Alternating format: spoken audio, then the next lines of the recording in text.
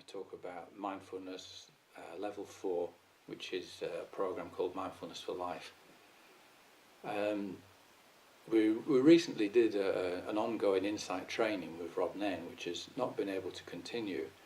And this program is not so much a continuation of that, but it's more of what we learned from doing that and what's grown out of it.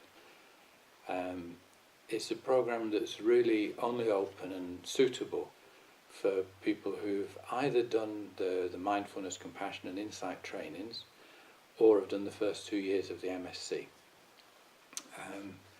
Because the idea is to get together a group of practitioners who are well grounded in their own practice, but as I'm going to talk about in a little while, need some support. I think anyone who practices for an amount of time has to get used to paradox.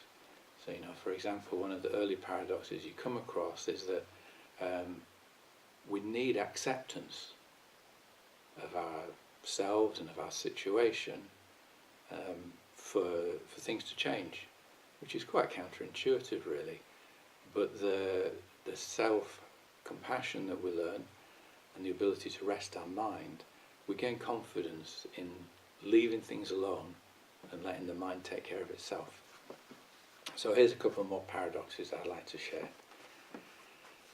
The first one is that it becomes apparent as we practice that wherever we might think our experience comes from, it might be God, it might be karma, it might be evolution, it might be psychological forces, wherever we might think it comes from, there's no realistic alternative if we want to grow as human beings than to take full personal responsibility for our own lives. But, in seeming contradiction to that, is the fact that we do, all of us, seem to need some support and friendship and companionship on the path. So this was part of the thinking behind Mindfulness for Life, that we've got together a group of experienced practitioners who can support each other principally by giving each other space and not trying to fix each other, but to encourage each other in the practice.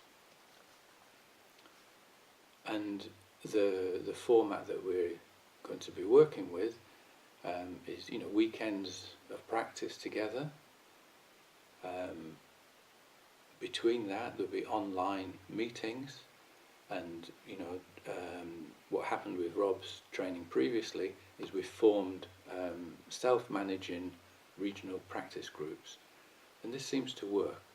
It does seem to help people to be able to work together and to explore together. So then the next paradox is that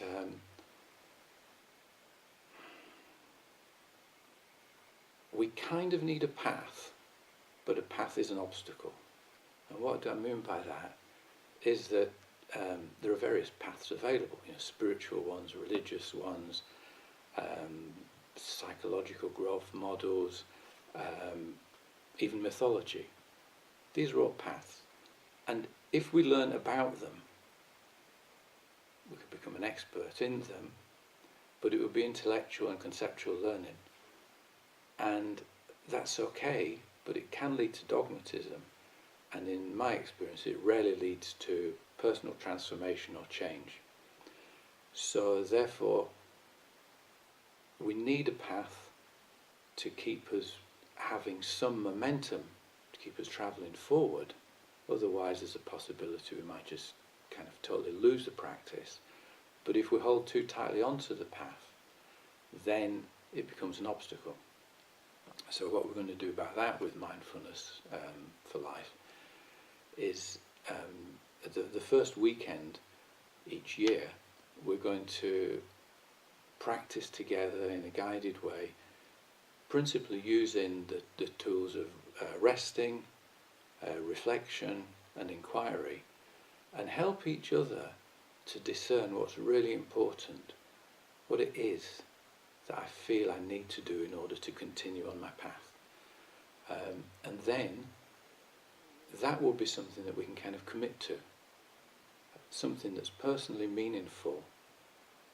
And then when we have that as a sense of direction, a sense of purpose that's based on our own deepest aspirations, motivations, then I feel that will become a kind of container for the study, practice, courses, retreats that we do throughout the year. And I really don't want to predict what people, or prescribe for people, what their intentions should or shouldn't be. But I've got trust and absolute confidence that what people do come up with will be something that's in their own best interest and in the best interests of those they come into contact with. So that's why I want to run Mindfulness Level 4.